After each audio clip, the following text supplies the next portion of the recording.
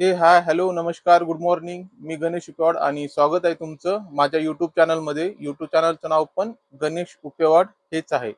आपण महाराष्ट्राचा भूगोल या संदर्भात माहिती घेत आहोत आणि महाराष्ट्राचा भूगोल या या विषयामध्ये आपण प्रामुख्याने महाराष्ट्रातील भूगोल, कृषी या संदर्भात आपण माहिती घेत आहोत आणि कृषीशी संबंधित या अगोदर ऑलरेडी 3 लेक्चर अपलोड करण्यात आलेले आहे आणि संपूर्ण महाराष्ट्राचा भूगोल या विषयाशी संबंधित आतापर्यंत एकूण 40 व्हिडिओ किंवा 40 लेक्चर ऑलरेडी अपलोड करण्यात आलेले आहे आणि हा 41वा लेक्चर आहे आणि कृषीशी संबंधित हा 4था लेक्चर आहे. चला तर मग विषयाला सुरुवात करूया.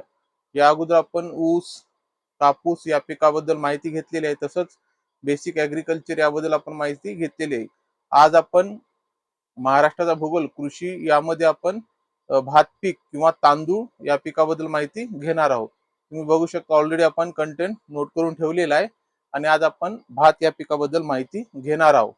तर भात हे आपल्या राज्यातीलच नाही तर देशातील प्रमुख एक पीक आहे. खरीप हंगामातील महत्वाचे पीक आहे आणि देशातील प्रमुख धान्य पीक आहे. तसेच फक्त आणि फक्त देशातीलच प्रमुख पीक आहे अशातला भाग नाही आहे. महाराष्ट्राला तो एक महत्वाचा धान्य पीक आहे. विशेषतः कोकण आणि पूर्व विदर्भात जवळपास महाराष्ट्राच्या प्रत्येक जिल्ह्यामध्ये कमी जास्त प्रमाणात भात पीक घेतल्या जाते. पण सर्वात जास्त जर कुठं भात पीक घेतल्या जात असेल तर ते आहे कोकण व पूर्व विदर्भात. कोकण व पूर्व विदर्भात सर्वात जास्त भात पीक घेतल्या जाते. तर भात पीक या पिकाला किंवा तांदूळ या पिकाला कशा पद्धतीचं हवामान लागते तर बघू शकते. इथं आपण ऑलरेडी नोट करून ठेवलेला आहे. भात पीक याला उष्ण व दमट हवामान चांगल्या पद्धतीने सुटेबल आहे. भात पिकाला उष्ण आणि दमट हवामान हे खूप फेवरेबल आहे. तसंच तापमान हे 20 डिग्री ते 35 डिग्री सेल्सिअस असणं अपेक्षित आहे किंवा 20 ते 35 डिग्रीच्या दरम्यान जर तापमान असेल तर ते फेवरेबल मानला जातो आणि उष्ण व दमट हवामान हे योग्य राहील भात या पिकाला. तसेच पावसाचे प्रमाण हे 100 ते 120 सेंटीमीटर ज्या भागामध्ये असतो त्या भागामध्ये भात पिकाला खूप सुटेबल कंडिशन मिळत असते. तसेच सूर्यप्रकाश पण जास्त प्रमाणात लागत असते. आता हे झालं भात पिकाला लागणारं हवामान. इथं परत एकदा आपण बघूया भात पिकाला कशा पद्धतीचं हवामान लागते. भात पिकाला हवामान उष्ण व दमट लागत असते. तसंच तापमानाची जी रेंज आहे ते 20 डिग्री सेल्सिअस ते 35 डिग्री सेल्सिअस या दरम्यान असायला पाहिजे आणि पावसाचे प्रमाण 100 ते 120 सेंटीमीटर दरम्यान असायला पाहिजे व सूर्यप्रकाश जास्त प्रमाणात असायला पाहिजे. अशा पद्धतीचं हवामान भात पिकाला लागत असते. तसंच जमीन कशा पद्धतीची लागते. साहजिक आहे भात पिकाला पाण्याची उपलब्धता जास्त प्रमाणात लागत असते. म्हणून त्यातल्या त्यात रोपवणी करताना चिकन माती किंवा मध्यम भारी जमीन हे या पद्धतीची जमीन भात पिकाला लागत असते आणि पाण्याचा चांगल्या पद्धतीने निचरा होणारी जमीन खूप आवश्यक आहे. ती भात पिकाला लागत असते. विशेषतः चिकन माती असेल तर खूपच चांगला आहे भात पिकासाठी. तसंच पीएचचा जो रेंज आहे तो 5.5 ते 7.5च्या दरम्यान मातीचा जो समूह आहे पीएच रेंज या दरम्यान असायला पाहिजे. या पद्धतीची जमीन आणि या पद्धतीचा पीएच रेशो भात या पिकाला लागत असतो. त्यानंतर आहे लागवडचा कालावधी. साहजिक आहे भात हे खरीप हंगामातील महत्वाचं पीक आहे आणि त्यातल्या त्यात खरीप हंगामात जे प्रत्येक पीक आहे त्याची जे लागवड आहे ते जून किंवा जुलै मध्ये होत असते. तसंच भात या पिकाची लागवड हे किंवा जे लागवड आहे ते जून या महिन्यामध्ये जून किंवा जुलैचा पहिला आठवडा इथपर्यंत या महिन्यामध्ये किंवा या दरम्यान त्याचा लागवड पिरियड आहे आणि त्या दरम्यान लागवड केली जाते. आता हे झालं लागवड बद्दल. तसंच आपण भात या पिकाबद्दल जे थोडक्यात महत्वाची माहिती आहे ते आपण जाणून घेतलेलो. हवामान, जमीन आणि त्याचा लागवडीचा ड्युरेशन. आता हे हवामान, जमीन आणि लागवडचं ड्युरेशन हे तर आपण समजून घेतो. त्यानंतर आहे बीज प्रक्रिया किंवा रोपावर करण्यात येणारी प्रक्रिया. आता रोप उगवण्याच्या अगोदर बीज प्रक्रिया खूप गरजेचं आहे. इथं बघू शकता आपण कोणत्याही पिकाची लागवड असे का असे ना कोणत्याही पिकाची जेव्हा आपण लागवड करत असतो, पेरणी करत असतो तेव्हा बीज प्रक्रिया करणे खूप गरजेचं असते. तसेच तांदूळ या पिकाची लागवड करायच्या अगोदर बीज प्रक्रिया आवश्यक आहे आणि बीज प्रक्रियासाठी कार्बन डायझिम आणि ट्रायकोडर्मा याद्वारे बीज प्रक्रिया करू शकतो आपण.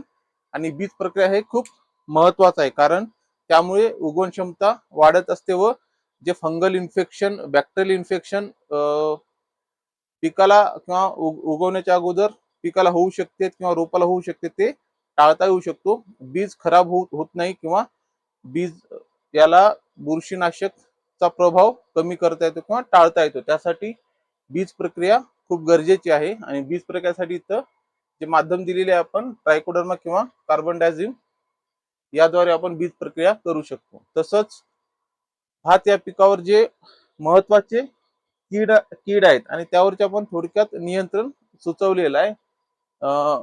महाराष्ट्र भूगोल या संबंधित इतकी डिटेलमध्ये माहिती विचारणार नाही. कोणते रोग येऊ शकतात, कोणते प्रमुख किडे आहेत, जमीन हवामान कशा पद्धतीचं लागू शकतो, बेसिक जनरल क्वेश्चन येऊ शकतात. त्यामुळे आपण इथे थोडक्यात माहिती घेत आहोत आणि बघत आहोत. जेव्हा आपण कृषी या लेक्चरला सुरुवात करू किंवा या चॅप्टरला सुरुवात करू तर त्या विषयाची आपण सेपरेट प्लेलिस्ट बनवणार आहोत, जेणेकरून आपण इन डिटेल मध्ये त्यामध्ये ऍग्रिकल्चर रिलेटेड किंवा कृषीशी संबंधित माहिती अपलोड करणार आहोत. तर त्यामुळे आपण इथं प्रत्येक गोष्ट डिटेल मध्ये घेतलेली नाही आहे. महाराष्ट्राच्या भूगोल संदर्भात जो काही बेसिक कृषीचा भाग आहे तितकंच आपण कव्हर करत आहोत. त्यानंतर आहे प्रमुख कीड व नियंत्रण. आता भात पिकावर येणारे जे प्रमुख कीड आहे ते कोणकोणते आहे? तर पहिला आहे खोडकीड, त्यानंतर आहे पाने गुंडाळणारी अळी, त्यानंतर आहे हिरवे व तपकिरी तुडतुडे, चौथा आहे गदीबग आणि शेवटी केसवर. अशी एकूण 5 प्रकारचे जे महत्वाचे आहेत ते आपण इथं कीड दाखवलेलं आहे आणि त्यांचं नियंत्रण दाखवलेलं आहे. नियंत्रण तेवढं लक्षात ठेवायची गरज नाही आहे, परंतु भात पिकावरचे प्रमुख कीड कोणकोणते आहेत आणि प्रमुख रोग कोणते आहेत ते लक्षात ठेवणं खूप गरजेचं आहे. त्यामुळे आपण त्या अनुषंगाने माहिती बघूया. थोडक्यात आपण नियंत्रण संदर्भात माहिती जाणून घेऊया, पण एक्झामच्या दृष्टीने तेवढं महत्वाचं नाही आहे. इथं महत्वाचं फक्त आहे प्रमुख कीड आणि प्रमुख रोगच महत्वाचे आहे, किंवा कोणते रोग कोणते कीड हे कोणत्या पिकावर येत असते या पद्धतीचे प्रश्न येत असते. त्यामुळे आपण फक्त आणि फक्त महत्वाचे कीड आणि महत्वाचे रोग याबद्दल माहिती जाणून घेऊया. पहिला आहे खोडकिडा, स्टेम बोरर. भात या पिकावर येणारा खोडकिडा हा येत असतो, स्टेम बोरर. तसंच पाने गुंडाळणारी अळी, त्यानंतर हिरवे तपकिरी तुडतुडे, गदीबग आणि केसवर्म असे महत्वाचे रोग आहे. आता इथं प्रश्न पडलो, या अगोदर आपण ऊस या पिकाबद्दल माहिती घेतली, त्यामध्ये पाने गुंडाळणारी अळी, त्यानंतर तुडतुडे, स्टेम बोरर, खोडकिडा असे बघितलेले. म्हणजे एकच कीड हे अनेक पिकावर येऊ शकते. तर त्या पद्धतीचं आहे. म्हणजे असं नाही की बा एक पाणी गुंडाळणारी फक्त ऊस या पिकावरच येते किंवा हे तांदूळ या पिकावरच येते, असं एका पर्टिक्युलर पिकाशी संबंधित नसून तो अनेक पिकावर येत असते आणि त्या गोष्टी आपण लक्षात ठेवणं खूप गरजेचं आहे. तर पहिला आहे खोडकिडा. खोडकिडा काय करतो? खोडकिडा हे आतून पोखरून टाकतो. जो पीक आहे त्याला ते आतून पोखरून टाकतो आणि साहजिक आहे पिकाला आतून पोखरल्यानंतर त्याची जी अन्न मिळवण्याची किंवा अन्नाची वाहतूक आहे ती बाधित होते आणि त्यामुळे रोपाची वाढ होत नाही. आणि साहजिकच आहे रोपाची वाढ न झाल्यामुळे आणि मधातच डिस्टर्ब झाल्यामुळे, मधातच पोखरून गेल्यामुळे, पिकाला इजा झाल्यामुळे आणि व्यवस्थित प्रमाणात त्याचा जे झायलम आणि फॉयलम हे वर्क करत नाही, त्यामुळे वृक्ष हे किंवा पीक वाळून जाते आणि त्यामुळे नुकसान होत असते. तर खोडकिडा या पद्धतीचं ते नुकसान पिकावर करत असते. याला कंट्रोल करण्यासाठी फेरोमोन ट्रॅप आणि कार्टाप हायड्रोक्लोराइड हे त्याचे नियंत्रण करण्यासाठी साधन आहेत. त्यानंतर आहे पाने गुंडाळणारी अळी. पाने गुंडाळणारी अळी. आता हे पाने गुंडाळणारी अळी काय करते?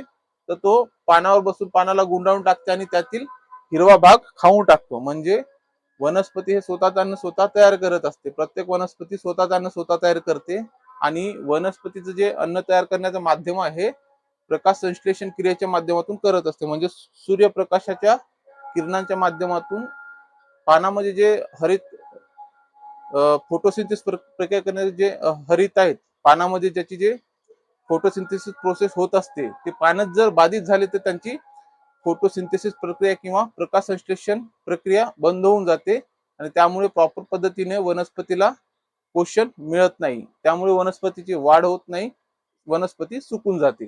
तर या पाना गुंडाळणारी अळी या पद्धतीनं पिकाला इम्पॅक्ट करत असते किंवा नुकसान पोहोचवत असते. याला नियंत्रण करण्यासाठी एमामेक्टिन बेन्झाइट हे औषध आहे. एवढं औषध कोण विचारत नाही, प्रमुख कीड आणि प्रमुख रोगच विचारत असते भूगोलच्या पर्स्पेक्टिव्हनं. त्यानंतर आहे हिरवे व तपकिरी तुरतुडे. तर हे हिरवे व तपकिरी तुरतुडे काय करते, ते एक प्रकारे सकिंग पेस्ट आहेत, म्हणजे रस शोषून घेणारे पेस्ट आहेत किंवा किडे आहेत. तर हे वनस्पतीमधून रस शोषून घेण्याचं काम करत असते आणि ते एक प्रकारे वाहकाचंही काम करत असते. म्हणजे एखादा रोग जर दुसऱ्या वनस्पतीवर आहे आणि त्या वनस्पतीवरून जर जे एका हेल्दी वनस्पतीवर जाऊन बसले तर त्या वनस्पतीवर जर कोणतं बॅक्टेरियल किंवा व्हायरल इन्फेक्शन झालेलं असेल तर ते व्हायरस आणि बॅक्टेरियल ते ट्रान्सफर किंवा वाहक करण्याचं काम करत असते. एक प्रकारे हे वाहकाचंही काम करत असते जे तुरतुडे आहेत. इथं ते स्वतः रस शोषून घेणारे किडे आहेत आणि यांना कंट्रोल करण्यासाठी इमिडोक्लोप्रिड याद्वारे कंट्रोल केल्या जाते किंवा करू शकतो. 4 नंबरचं आहे गदीबग. आता हे गदीबग जे आहेत हे दूध अवस्थेतील दाण्यातील रस शोषून घेतात, त्यामुळे दाणे परिपक्व होत नाही. म्हणजे नेमकं दाणे येण्याच्या कालावधीमध्ये जे एकदम प्रायमरी स्टेज मध्ये राहते तर ते दाणे हे गदीबग त्या दाण्यावर अटॅक करते आणि ते दाण्यातील जे रस आहे ते शोषून घेते. जे नेमकं सुरुवातीच्या अवस्थेमध्ये असलेल्या दाण्यावर ते येत असते, त्यामुळे दाणे यांचा प्रभावी विकास होत नाही आणि दाण्याचा विकास न झाल्यामुळे इनडायरेक्टली उत्पन्न हे कमी होऊन जातो.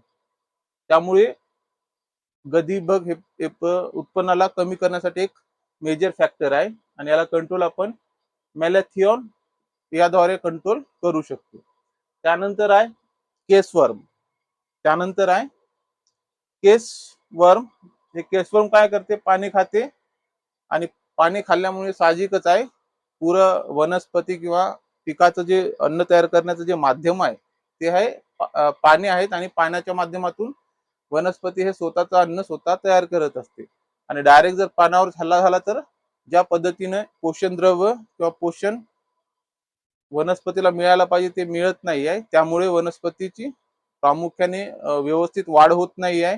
व्यवस्थित अन्नद्रव्य न मिळाल्यामुळे त्याचा प्रॉपर विकास होत नाही आहे आणि विकास न झाल्यामुळे इनडायरेक्टली उत्पन्नही कमी होतं किंवा वनस्पती मरून जाते. तर यालाही कंट्रोल करणं खूप गरजेचं आहे. असे प्रामुख्याने आपण 5 प्रमुख किडे बघितलेले आहोत आणि त्यानंतर प्रामुख्याने 5 आपण महत्वाचे इथं रोग ऍड केलेले आहे. इथं बघू शकता भात या पिकावर किंवा तांदूळ या पिकावर येणारे महत्वाचे जे 5 रोग आहे त्यांची नावे आपण इथं ऍड केलेलं आहे. आपण जाणून बुजून त्यांच्या अगेन्स्ट मध्ये जे आपण औषध वापरू शकतो किंवा फवारणी करू शकतो ते टाळण्याचा प्रयत्न केलो, कारण एवढ्या डिटेलमध्ये भूगोल या उद्देशाने किंवा भूगोलमध्ये जो ऍग्रिकल्चरचा भाग आहे त्यामध्ये इतकं डिटेल येणार नाही. जेव्हा आपले ऍग्रिकल्चरची एक प्लेलिस्ट तयार होईल किंवा आपण बनवू त्यामध्ये इन डिटेल माहिती असेल. तुर्तास आपण इथं वर किंवा बेसिक माहिती बघत आहोत. तर भात या पिकावरील जे प्रमुख रोग आहेत त्यामध्ये पहिला आहे करपा रोग. पहिला आहे करपा रोग. त्यानंतर दुसरा आहे शीत ब्लाइट. दुसरा आहे शीत ब्लाइट. तिसरा आहे तांबेरी रोग. चौथा आहे खोडकूज आणि शेवटी बकानी रोग. असे महत्वाचे 5 रोग तांदूळ या पिकावर येत असते किंवा भात या पिकावर येत असते. आता इन डिटेल मध्ये आपण ऍग्रिकल्चरच्या प्लेलिस्ट मध्ये बघणार आहोत, इथे आपण इन डिटेल मध्ये माहिती घेणार नाही आहोत. आता हे महाराष्ट्राचा भूगोल याच्याशी संबंधित जी बेसिक माहिती घ्यायला पाहिजे त्या लेवल आपण बेसिक माहिती घेतलेली आहे. तर अपेक्षा तुमच्या लक्षात येत असेल. परत आपण भेटूया नंतरच्या लेक्चर मध्ये.